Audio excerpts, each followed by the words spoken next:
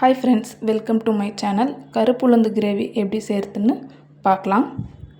ஜென்ரலாக கருப்புளுந்தில் நம்ம களி இல்லை கஞ்சி தான் செய்வோம். அதில் மோஸ்ட் ஆஃப் ஆட் பண்ணுறது பார்த்திங்கன்னா ஒன்று சுகர் இல்லை நாட்டு சக்கரை. இது சுகர் பேஷண்ட்டுக்கு கொடுக்க முடியாது. அந்த மாதிரி டைமில் நீங்கள் இந்த ரெசிபி ட்ரை பண்ணி பார்க்கலாம். 8 மணி நேரத்துக்கு கருப்பு உளுந்து 1 கப் ஊற வச்சு எடுத்துக்கோங்க. கூட 1/4 கப் கடலைப்பருப்பும் ஊற வச்சு எடுத்துக்கோங்க. ஒரு குக்கர் வச்சுக்கோங்க. குக்கரில் எண்ணெய் ஊற்றிக்கோங்க 2 டேபிள் ஸ்பூன். எண்ணெய் நல்லா காஞ்சதும் பிரியாணி இலை 1 ஸ்பூன் சீரகம் போட்டுக்கோங்க.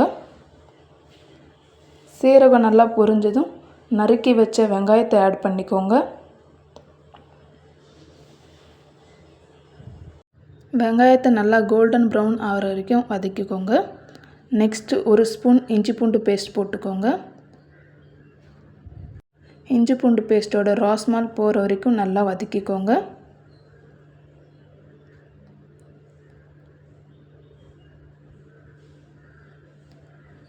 இஞ்சி பூண்டு பேஸ்ட்டோட ரா ஸ்மெல் போனதும் இப்போ நம்ம மசாலா ஆட் பண்ணிக்கலாம்.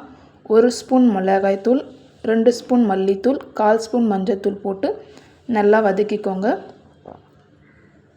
மசாலாவோட ரா ஸ்மெல் போனதுக்கப்புறம் நான் 1 தக்காளி நல்லா பியூரியாக மிக்சியில் அடித்து வச்சுருக்கேன், அதை ஆட் பண்ணிக்கோங்க.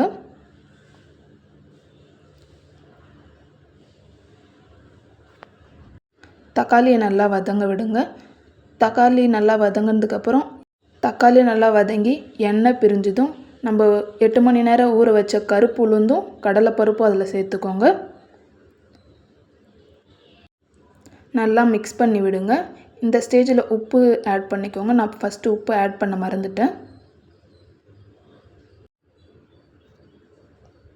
உப்பு ஆட் பண்ணி நல்லா மிக்ஸ் பண்ணி விடுங்க. நான் இன்றைக்கி 1 டம்ளர் தண்ணி ஊற்றிருக்கேன். இது அரவுண்ட் 150 ml தண்ணி இருக்கும்.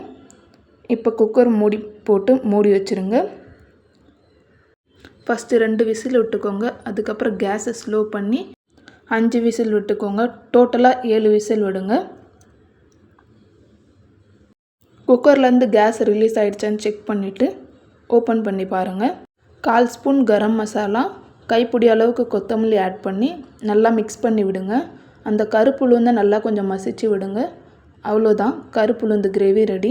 இது சப்பாத்தி கூட நல்ல காம்பினேஷனாக இருக்கும். இன்றைக்கி நான் ஃபுல்கா கூட தான் சாப்பிட போகிறேன். ட்ரை பண்ணி பார்த்துட்டு எப்படி இருந்துச்சுன்னு கமெண்ட்டில் சொல்லுங்கள். இந்த வீடியோ உங்களுக்கு பிடிச்சிருந்தா லைக் பண்ணுங்கள், ஷேர் பண்ணுங்கள். மறக்காமல் என்னோடய சேனலுக்கு சப்ஸ்கிரைப் பண்ணுங்கள். தேங்க்ஸ் ஃபார் வாட்சிங்.